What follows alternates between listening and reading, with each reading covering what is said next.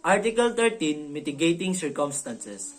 The following are mitigating circumstances. Number 1, those mentioned in the preceding chapter when all the requisite are necessary to justify or to exempt from criminal liability in respective cases are not attendant.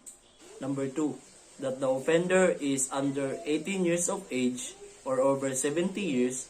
In the case of the minor, he shall be proceeded against in the accordance with the provision of Article 80. Number 3, that the offender had no intention to commit so grave a wrong as that committed. Number 4, the sufficient provocation or threat on the part of the offended party immediately preceded the act.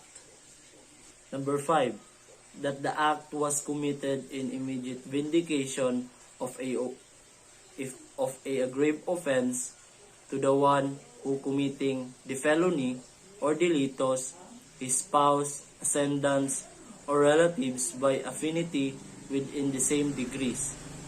Number 6, that of having acted upon an impulse so powerful as naturally to have produced passion or obfuscation. Number 7, that the offender had voluntarily surrendered himself to the person in authority or his agents, or he had voluntarily confessed his guilt before the court prior in the presentation of the evidence for the prosecution. Number 8, that the offender is deaf and dumb, blind, or otherwise suffering some physical defect which those restrict his means of action, defense, communication of his fellow beings. Number 9, such illness of the offender as would diminish the exercise of the willpower of the offender without, however, depriving him of the consciousness of his acts.